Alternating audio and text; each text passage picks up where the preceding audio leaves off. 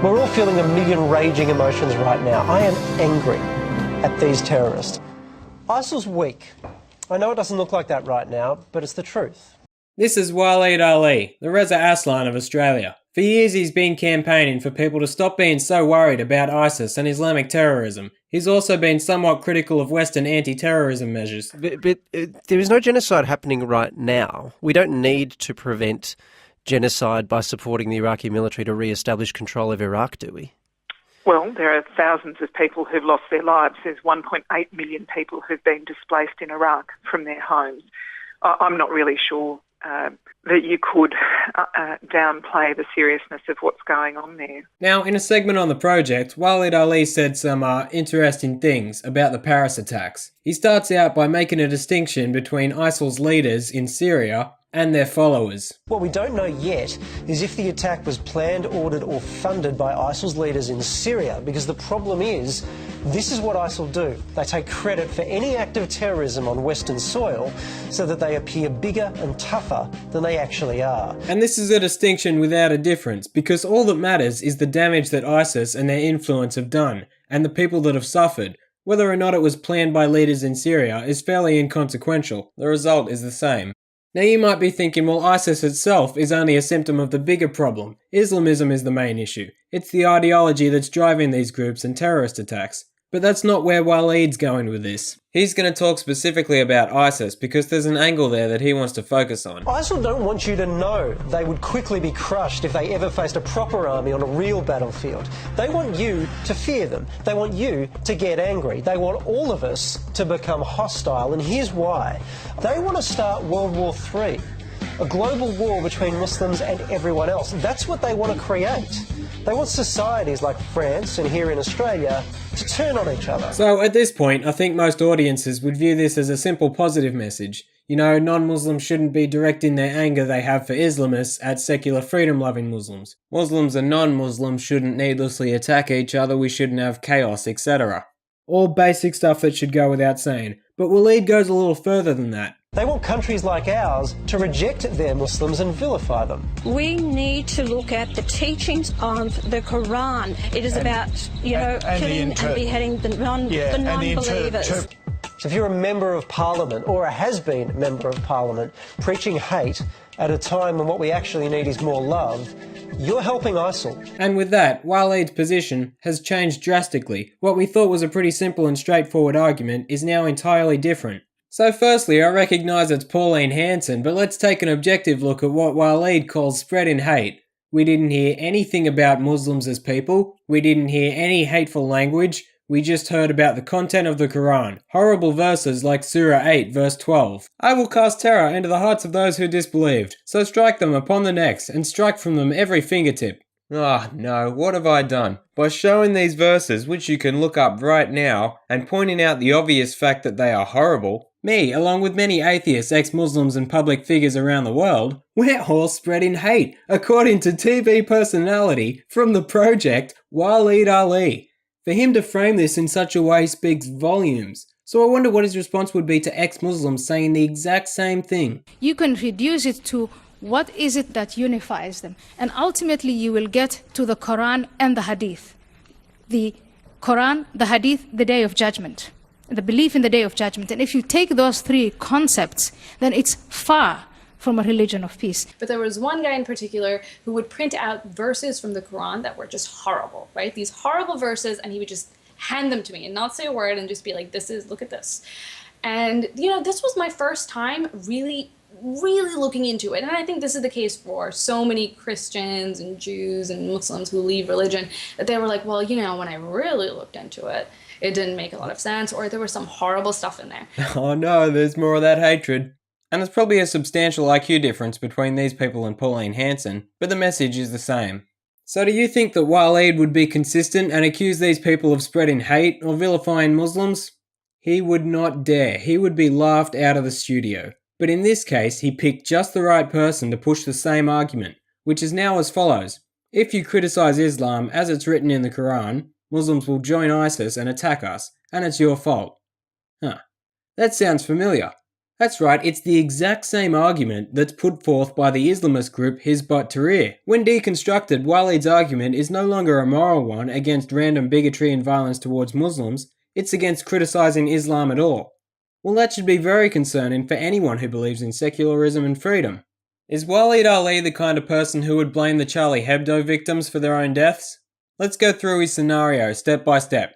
So someone in the West criticises Islam, Muslim gets offended, Muslim sides with ISIS, and attacks the West. Now, at what point in this scenario do you think someone goes maybe just a little too far? Is it the point where a Muslim sides with ISIS perhaps? Do you not think people are entirely to blame for their own insane actions? Let's replace Muslims with, say, Christians in this example. There is widespread criticism and mockery of Christianity in the West, which is fine in a secular society. And we don't see Christians slaughtering people and shouting God is great. If a Christian tried to kill Tim Minchin for singing the Pope song, do you think anyone would blame Tim Minchin? Or would they blame the violent lunatic trying to kill him for singing a song? Muslims aren't animals, they're human beings with agency, so we should treat them like that. They should be held to the same standards as everyone else and expected not to join ISIS and not to kill people, because I think those things are unacceptable. But then again, that's just me. If you live in Australia, chances are you know about the former Grand Mufti of Australia comparing unveiled women to abandoned meat. He argued that if women don't cover up and they get sexually assaulted, it's their fault. Now let's see what happens if we apply some of the variables from that argument to Waleed's argument. So if we replace the individual criticising Islam with the woman not wearing a veil, and then the Muslim who joined ISIS with the offender, we see, oh, it's the exact same argument. It shifts the blame from the perpetrator to the victim. And I live in the real world, so of course I'm aware of the risks of criticising Islam, but if someone tries to kill me, they are entirely responsible for that. Criticising religion has yielded very good results for us. We need all Muslims to come to terms with the fact that their religion is not immune from criticism. I want to go back to Sarah Hayter to show something. You know, some of my close friends decided they were going to be atheists. And you know, when you first leave religion, you become very ragey and, aggressive. And so this was happening to my friends, and they started being aggressive towards me. Like, they would print out things from the Quran that, these verses that were just horrific, right? And this was my first time being exposed to these things. I was like, no, Islam is wonderful to women, and, because that's what you're told. Yes. And, I remember being incredibly offended, right? I was offended. But that is what got me to look into it, because I was so intent on proving these people wrong. Right. I was like, they're wrong. They don't know what they're talking about. And then when I started looking into it and reading into it, I was like, oh, I'm wrong. And it was very clear too. It really doesn't take much. Now notice what Sarah did. She didn't join a group like ISIS. She didn't resort to terrorism. She dealt with it like a reasonable person. Imagine that. She looked into it, and it ended up being a defining moment in her life. The problem is clearly not people criticising Islam. The problem is Islamism and violent jihad. And it should go without saying that if you resort to that, you are at fault. Waleed Aly could have put a good message out there, but after conflating criticism of the Quran with spreading hate, and blaming those who criticise Islam for helping ISIS rather than those who actually join ISIS, he failed miserably. And his dishonesty becomes even clearer when you realise he cut out an important part of the clip he showed. We need to look at the teachings of the Quran, and I see now that other leaders around the world in Egypt are coming out against it and said we need to revise what the teachings are in the Quran. Yeah. It is about, killing and beheading the non-believers. And the interpretation that a lot of the muftis are putting on it. Ignore the fact that it's Pauline Hanson. In that specific message, there was no hatred whatsoever towards Muslims. It was a call for reform. Waleed Aly is attacking people who want to reform Islam and blaming them for terrorism. But unfortunately, not everyone who watches his video will pick up on that. I want to show you something that is just amazing. I want to show you the top comments from the video when I came across it, just so you can get an idea of the kind of audience this appealed to. So what do we have here? I'm dumb, and I usually don't understand a single word of a smart person, but this guy is the shit. He actually speaks some facts. And this video will save the world. Please share as much as possible. Well, isn't that special? Waleed Aly, big with the intellectually challenged there. Well, for others, it should be incredibly obvious that self-censoring and giving up the freedom to speak our minds and criticize bad ideas such as the ones within Islam is not the solution. It's like plugging a leak with chewing gum. How long do you keep doing it? Islamists would become accustomed to everyone else bending over for them. They'd become more entitled and more demanding, and when someone finally stands up and criticizes them, or the religion, the situation would be so much worse. The solution isn't to appease and live in fear, the solution is to reform Islam. Speaking of reforming Islam, this is Maajid Nawaz. Both him and Waleed are Muslims and experts on countering terrorism. Only there's some important differences that I should highlight. Maajid feels that Muslims should be held to the same standards as everyone else. Waleed's position is self-evident. Maajid will never try to blame terrorism on criticism of Islam. Waleed's been doing just that for a long time. Maajid is willing to tackle the major problems within Islam. Waleed wants to do nothing and deny these problems exist. Maajid is a reformist Muslim.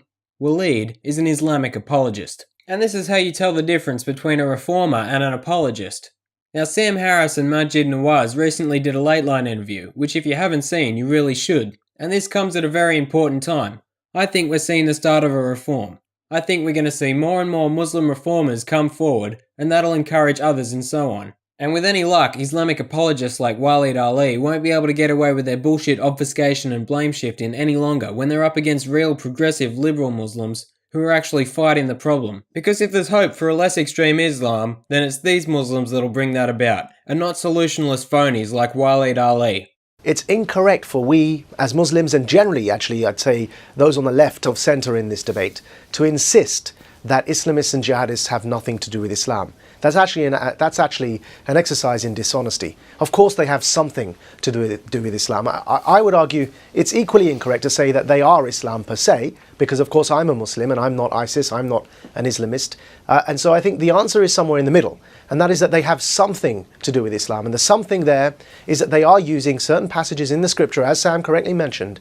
There are passages in the scripture that they can resort to. So they have a plausible reading of scripture. The challenge, and this is more a plea that I make here on your show to my fellow Muslims in Australia, and that is that we as Muslims have a task ahead of us, a monumentous task ahead of us, and that is to begin the process of adapting, of reinterpreting our scriptures for the modern day and age. Now, I think the task ahead of us is summarized best in one sentence, and that is that Islamism, this ideology I refer to, must be intellectually terminated, whereas Islam, the religion, simply must be reformed to adjust to modernity, and that's something we've had for centuries, known by Muslims as the process of ijtihad, or reinterpretation of the scripture. The scripture itself can cater for that process. Unfortunately, many Muslims today, instead of rising to that challenge, are incredibly defensive when it comes to this.